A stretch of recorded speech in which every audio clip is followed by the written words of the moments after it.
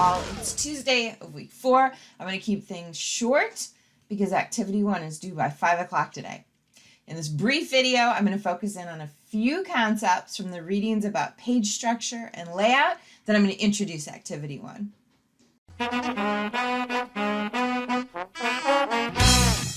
We had 3 readings due today, and I'm really going to focus in on the first 2, both of which address primarily print design and layout considerations, although some of the advice ports over to digital space. DeVoss, in the chapter we read, argues that layout presents style, and he uses some adjectives as examples: conservative, dynamic, youthful. I think this is a great example of a conservative and formal layout. For instance, the interior title page text is all centered. It is set in a serif font face at a relatively small size.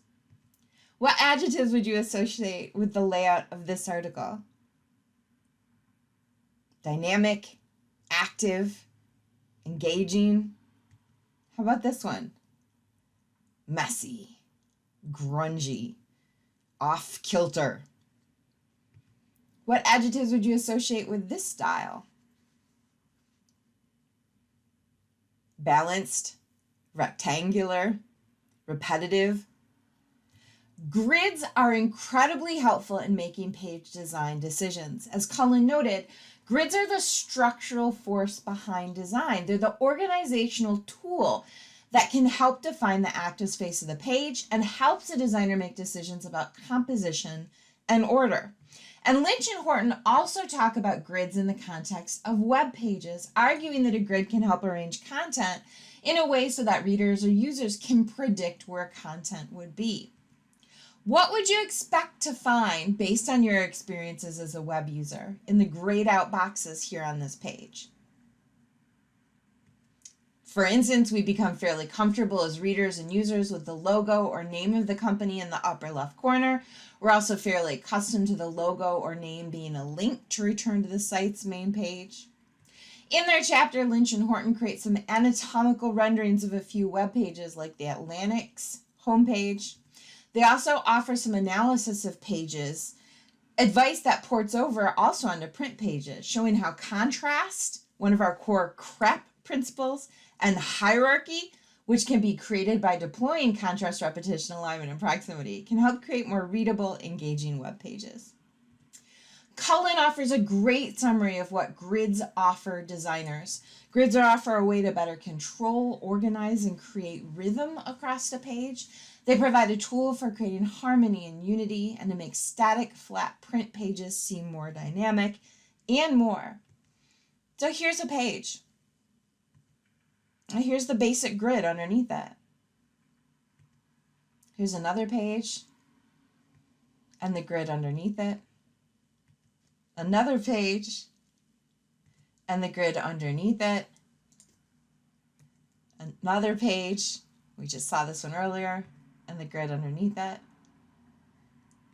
And a last example, which looks somewhat messy, but if we grid it out, there's organization underneath all of the content on this page.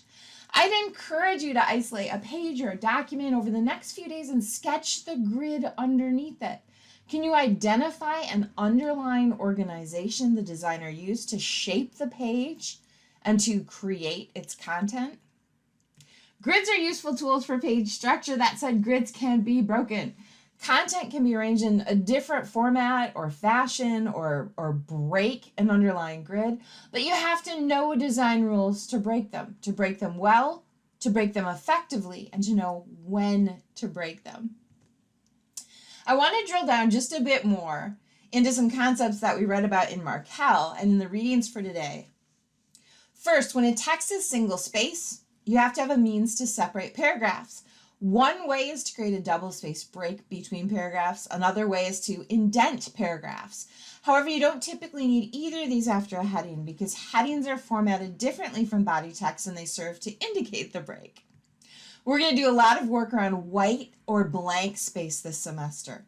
This chapter that you see a capture of on the screen is formatted with really generous left margins, which offers a break to readers' eyes and makes the page look more inviting and pleasing, and the generous margins provide space for the visual annotations and the arrows.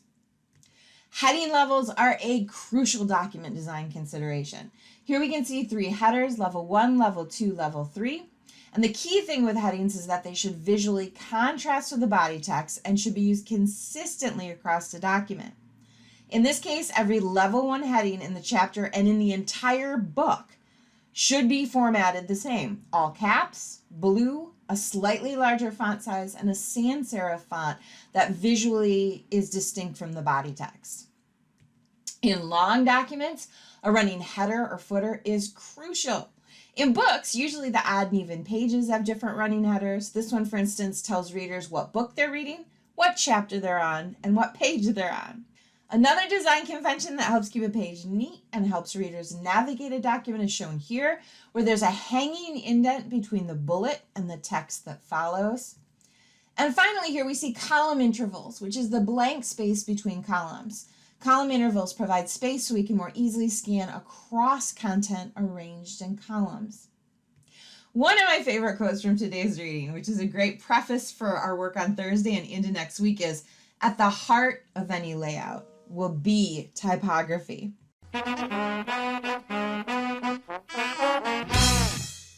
Now that we've spent some time with overall page layout and structure, on Thursday we're going to turn toward a specific design element, and that is typography. But before that, you're going to do some work with page design and structure and organization for Activity 1. You'll complete most of our graded class activities in Microsoft Office. Our modules are different, but for our class activities, we'll do most in Microsoft Office apps. Some of you might be groaning right now and wishing you could do the work in InDesign or something else, but nope. For Activity 1, we're going to work in Word. We did an alum survey a little while back, and one of the questions we asked alums was, what's one thing you know now that you wish you had known about document design when you were an undergrad? One student wrote, it's really frustrating to have to work within a tool that's limiting. Another said, I wish I learned more about style and formatting in Word because it's the most used. We also asked for any other comments at the end of the survey, and one student wrote, people are astounded I can do magic with Word docs. Master the creative use of Word and PowerPoint, and you will own any Office environment. So why focus on Microsoft apps, especially Word? Because it's everywhere.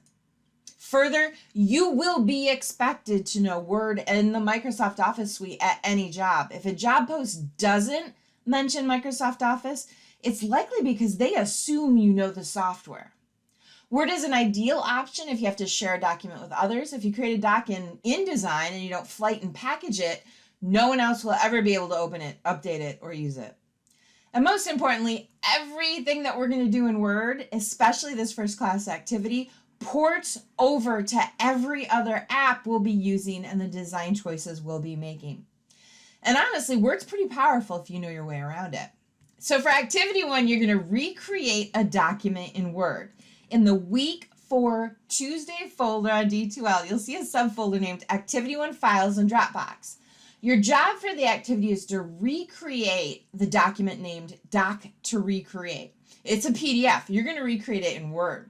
To do so, you'll need the text for the doc and the one image file. Download those to your computer, open up the text doc in Word, and start format. You'll also upload your finished formatted document in the Dropbox in this folder on D2L. This is a trickier task than it might seem. Do the best you can to recreate the doc. Here's the big list of changes you should try to make. Start with the ones you know how to do, then build toward the ones you're not sure about, and you might want to keep this list open as you're working as a good guide for changes to make. If you spend more than an hour on this activity, call it a day. Turn in what you've done. Our 6 class activities are opportunities for us to do some designing and formatting and playing. I'm grading more on attempt and energy than on absolute correctness. So again, do what you can with Activity 1 and turn it in by 5 o'clock today. Do upload it on D2L in the Week 4 Tuesday subfolder. And there's a Dropbox inside the Activity 1 subfolder. Email me if you have any troubles finding any of the materials for today. On Thursday, I planned that we'd workshop our Module 1 drafts, but the more I tried to get my head around what it would look like to do online workshopping in an asynchronous online class, my head started to hurt. You do not have to upload a draft of Module 1 for Thursday. We're not going to do whole class workshopping, but I'm going to offer some suggestions on Thursday that you might think about as you're wrapping up and polishing Module 1 to turn in Sunday. Again, email me if you have any questions at all about today, Tuesday of week 4, or about our work, our materials, or Activity 1. Otherwise, again, Activity 1 is due uploaded to D2L by 5 o'clock today.